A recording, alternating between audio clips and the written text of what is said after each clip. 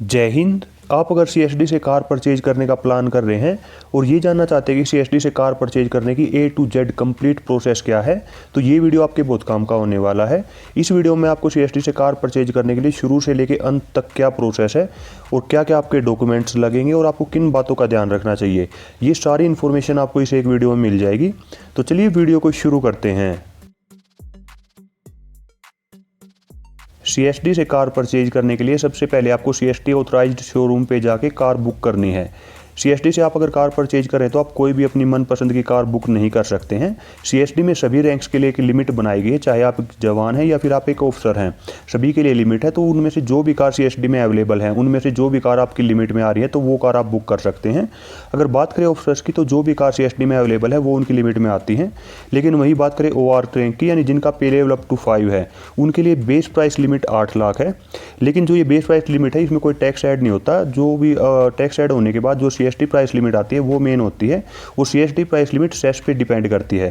तो यानी किसी कार पे अगर 1% सेस लग रहा है तो उसके लिए जो आपकी सीएसडी प्राइस लिमिट होगी वो 9,25,160 रुपये होगी।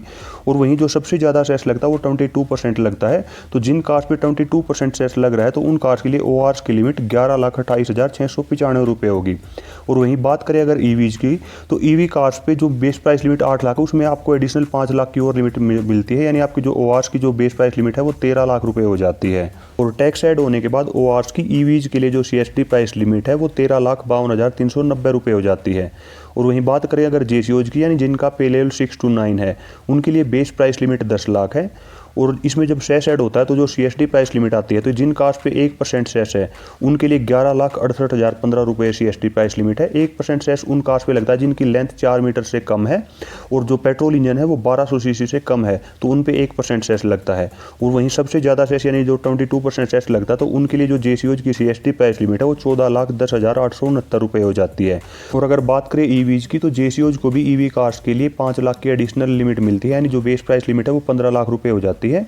और टैक्स ऐड होने के बाद जो सीएसडी प्राइस लिमिट है वो 15,60,450 रुपये हो जाती है। तो जिस रैंक की जो भी सीएसडी प्राइस लिमिट है, उस लिमिट में जो भी कार्स आ रही हैं वो आप जाके शोरूम पे बुक कर सकते हैं। वैसे मैं हर महीने जो भी latest CSD price video upload करता हूँ उसमें मैं रैंक वाइज भी बताता हूँ कि कौन कौन सी कार किस रैंक की लिमिट में आ रही है। नेक्स्ट स्टेप की बात करें तो आपको ये डिसाइड करना है कि आपको कार लोन पे लेनी है या फिर आपको फुल पेमेंट अपने अकाउंट से ही करनी है। आप अगर अपनी फुल पेमेंट अपने अकाउंट से करेंगे तो वो आपको डिमांड जनरेट करते टाइम सीएसडी पोर्टल पे जो सीएसडी का ऑनलाइन पेमेंट गेटवे है वहीं से जाके पेमेंट करनी है। लेकिन वहीं पे आप अगर लोन का ऑप्शन चूज करते हैं तो आपके पास 3 ऑप्शन है।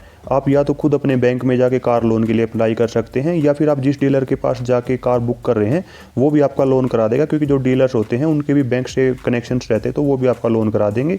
या फिर तीसरा ऑप्शन, आप सर्विस के थ्रू भी लोन ले सकते हैं।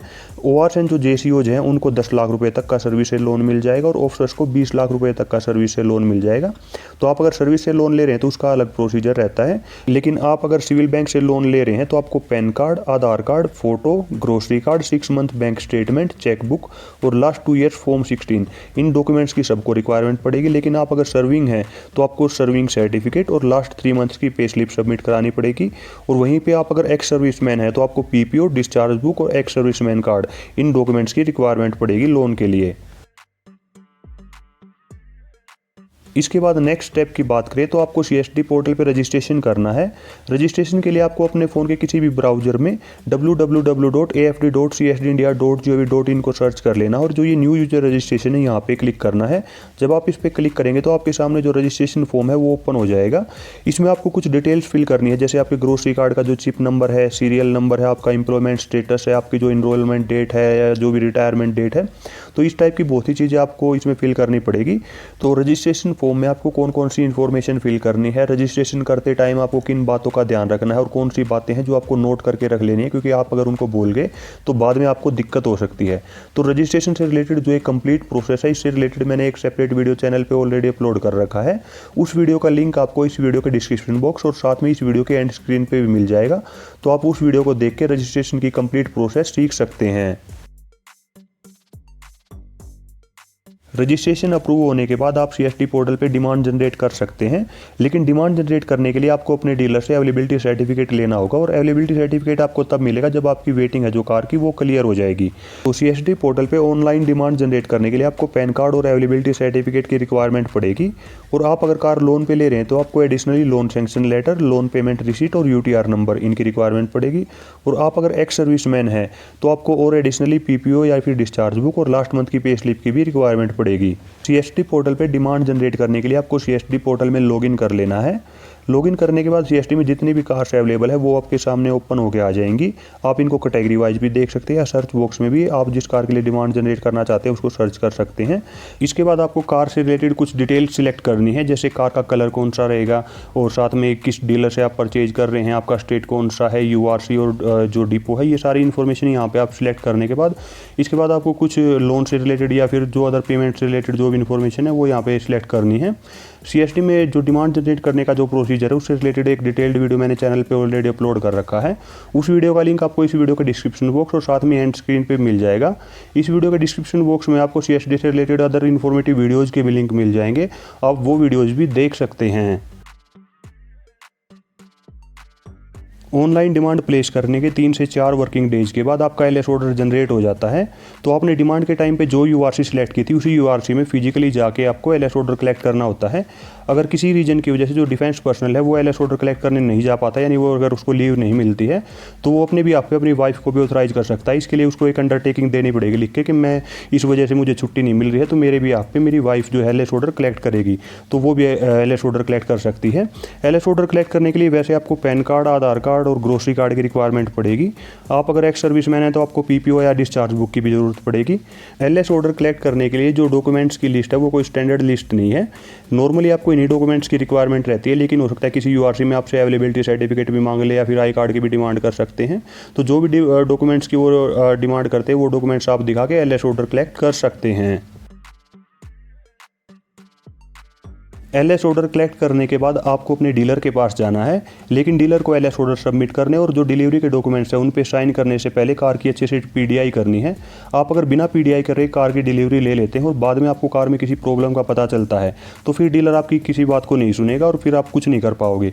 इसलिए डिलीवरी से पहले ही आपको उसका अच्छे से PDI करना है, जैसे उसमें जो भी इलेक्ट्रॉनिक आइटम्स लगे वो सभी अच्छे से सर्विसेबल हैं, कहीं पर भी कार पर कोई स्क्रैच या फिर कोई डेंटिंग पेंटिंग के निशान तो नहीं है। तो जो भी कार की चीज़ें होती है सब चीज़ों का आपको अच्छे से PDI करना है।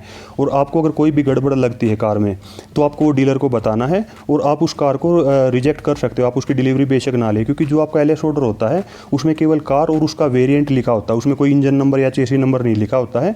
तो आपको अगर उस कार में कोई भी दिक्कत लगती है तो आप सिंपली रिजेक्ट कर सकते हैं। और डीलर अगर कुछ भी आनाकानी करता है तो आप फिर उस LS ऑर्डर को वापस सबमिट करके अपना रिफंड ले सकते हैं। आप अगर इतना आप बोलोगे कि मैं रिफंड ले लूँगा तो आपको नॉर्मली जो डीलर है वो आपको दूसरी कार को ही अलॉट कर देगा। कार की PDI करने के बाद आपको अगर उसमें कोई भी दिक्कत नहीं मिलती है और कार बिल्कुल परफेक्ट कंडीशन में है तो लास्ट और फाइनल स्टेप है कार की डिलीवरी लेना। तो कार की डिलीवरी के टाइम पे आपको कुछ अमाउंट और पे करना पड़ेगा, जैसे RTO चार्जेज आपको पे करने पड़ेंगे, इंश्योरेंस भी आप जो डीलर है उसको पे कर सकते हो। अगर आपको वो ठीक अमाउंट में आपको इंश्योरेंस दे रहा है तो ठीक है, अदरवाइज आपको अगर सिविल में उससे कम प्राइस में आपको इंश्योरेंस मिल रहा है तो आप सिविल से भी इंश्योरेंस करा सकते हैं। इसके बाद जो डीलर है वो आपको एक लंबी लिस्ट पकड़ा देते हैं, जैसे उसमें एक्सटेंडेड वारंटी है, एक्सेसरीज है, हैंडलिंग चार्जेज हैं। तो ये चीज़ें ऑप्शनल, आप चाहो तो ले भी सकते हो, नहीं चाहो तो ना भी लो, उनको रिजेक्ट सिंपली कर सकते हो। तो आप अगर डीलर से इंश्योरेंस ले रहे हैं तो उसको RTO चार्जेज, इंश्योरेंस और कोई एक्सेसरीज भी उससे ले रहे हैं तो ये सारी पेमेंट करके आप उससे अपना जो कार की डिलीवरी है वो ले सकते हैं। 3 से 4 दिन के बाद आपके जो नंबर प्लेट है, जो भी आपको रजिस्ट्रेशन नंबर मिलेगा वो आपका आ जाएगा। तो ये सारी प्रोसेस करके आप अपनी कार की डिलीवरी CST के थ्रू ले सकते हैं। उम्मीद करता हूँ कि ये सारी प्रोसेस आपको अच्छे से समझ में आ गई होगी, लेकिन फिर भी आप अगर कोई डाउट है, कोई क्वेश्चन है तो आप कमेंट बॉक्स में पूछ सकते हैं। मैं पूरी कोशिश करूँगा आपकी हेल्प करने की। तो यही था वीडियो में। वीडियो देखने के लिए थैंक यू। जय हिंद।